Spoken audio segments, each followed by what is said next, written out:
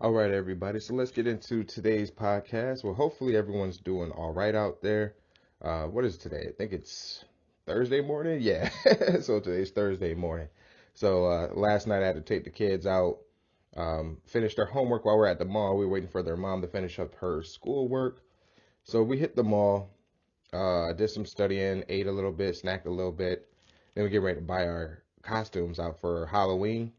So if you guys haven't bought your costumes for Halloween, your boy, I don't know what I'm going dressed as. And yes, I still dress up for Halloween because the kids enjoy it, and I don't want to be that stickler type of dad that's like, oh, I'm too cool for this. Like I don't want to dress up as nothing. I think last year me and my wife were dressed up as peanut butter and jelly. And of course your boy was the peanut butter. So that's something that we're getting ready for over here at Casa de la Wilson. So, how are you guys doing? How's your children if you have children, or your family if you're with family?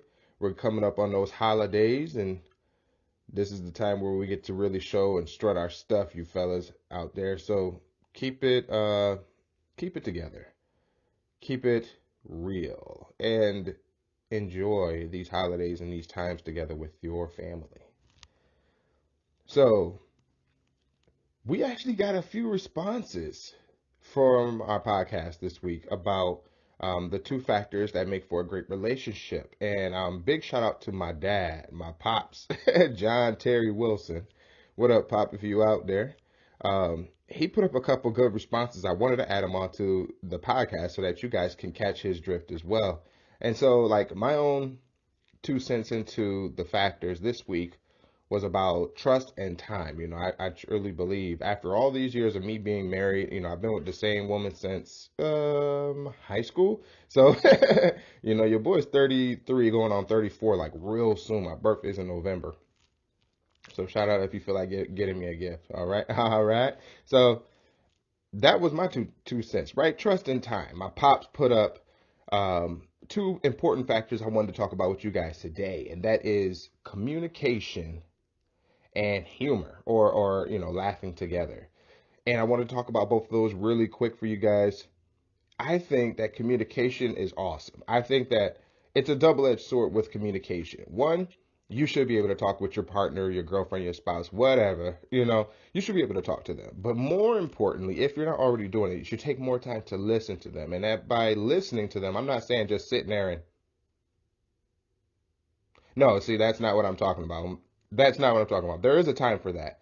There's a time to be silent and listen to what people have to say. But what I'm talking about is communication to me means asking the right questions at the right time. If they have something to say and it's a conversation that you are into, first of all, understand that if you want them to feel like you're communicating with them in an effective way, the topic should seem interesting to you.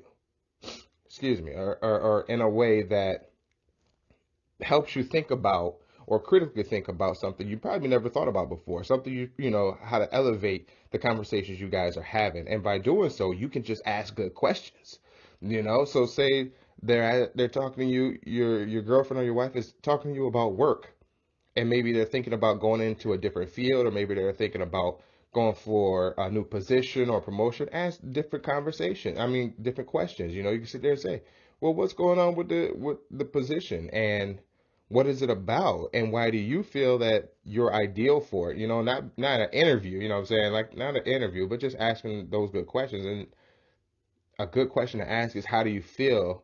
How do you feel when you see yourself in that position? Whoa, that's a good question, right? Because women are big time on how they feel about something that it makes them feel great, or something new makes them feel empowered. So those are good questions to ask and grow communication. And she may not reciprocate that at first, but if you guys get into the habit of doing that, especially if you do as the men, you get into the habit of doing that first, she'll get into the habit of talking to you, asking you good questions, getting down to the bottom line about the things that you think about.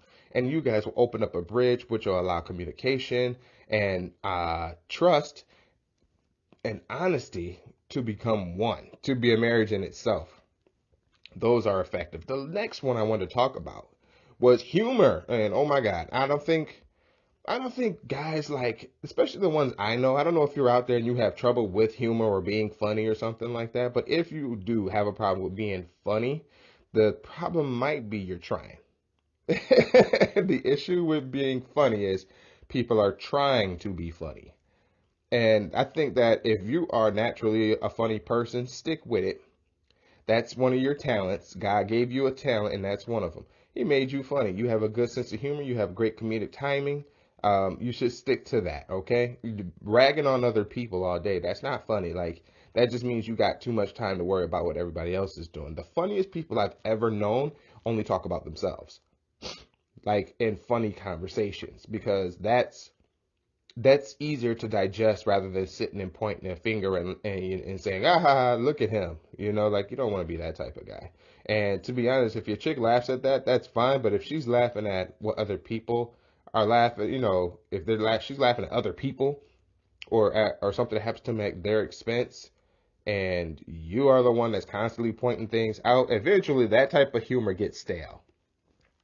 So, like I said, some of the funniest people I know in the world are they talk about themselves. Think about like a Kevin Hart, Mike Epps, uh, who else out there that's pretty funny. I mean, Steve Harvey tells it. As you can see, I'm dating myself by the comedians that I follow. I don't know who you follow out there, but they talk about themselves all day, and those type of people are hilarious. So if you haven't thought about that, get some comedic timing into your repertoire. Use what you got to keep the communication lines open. Use what God gave you in order to keep the lines of humor open.